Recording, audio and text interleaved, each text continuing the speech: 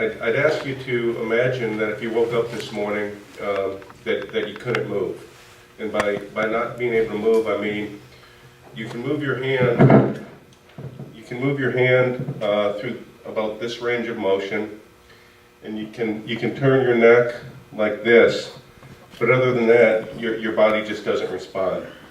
You can't get out of bed, go to the bathroom. You can't even adjust your position in bed. You can't even reach for that glass of water that's sitting here right next to you on the nightstand. You can't even raise your hand anymore far enough to wipe the crust out of your eye. You used to be able to do that a few years ago, but you no longer can. That's what it's like to be Duane.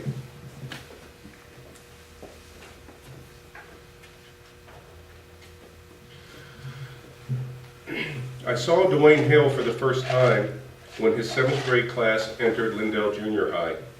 On the first day of school, I was part of a group of 8th graders who were chasing down 7th grade boys one by one to initiate them into our school.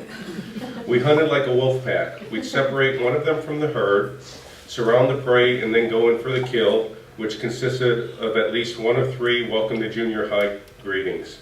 An atomic wedgie, holding the boy down while we poured a can of soda on his face, or carrying him to the nearest 55-gallon drum our school used as trash cans and dropping him into it.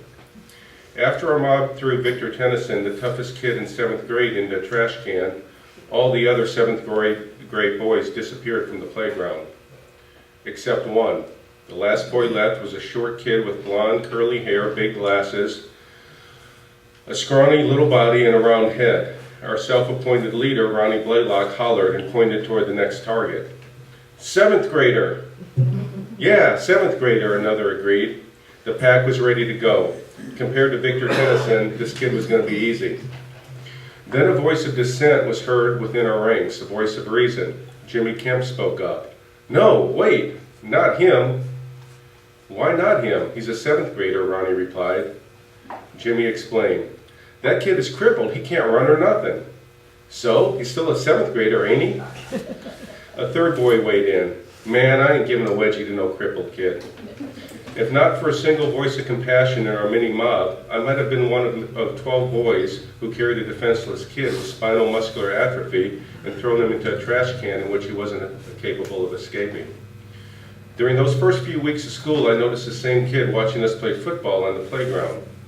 He paced back and forth alongside the playing field following the game action. But his walk looked goofy. He placed his hands, and I guess I'll leave the mic. He placed his hands on the back of his hips, and he thrust his pelvis forward, and he didn't bend his legs. He just kind of swung like this as he walked. And he just kind of looked really, I don't know, just really goofy as he walked, like this, like some Old West gunfighter with his hands on his holsters ready to fire. The doctors had a term for that. It was called waddling gait, and people with Duane's disease, kids, that's how they all walked because that's the only way they could get around. At the time, I didn't understand I was watching a 12-year-old boy valiantly fighting a horrific disease. I thought he was trying to be funny, but there's nothing funny or clownish about it. It was the only way that he could walk. In retrospect, I wonder how he was able to always keep a smile on his face. How could a kid who knew his body was getting weaker every day, who knew that he was taking the last steps of his life, be the one among us who smiled the most? Every day his waddle worsened until one day he showed up to school in a push wheelchair. Although I never gave it much thought at the time, watching Duane struggle during the last days on his feet and being around him during the time when he was forced to come to terms with life in a wheelchair were memories that had only come to value many years later. Only recently, several years after a chance encounter in 2002, and after actually becoming real friends with him, did it occur to me that I had the pleasure to witness something neither his wife nor his son ever did. I got to see Duane walk.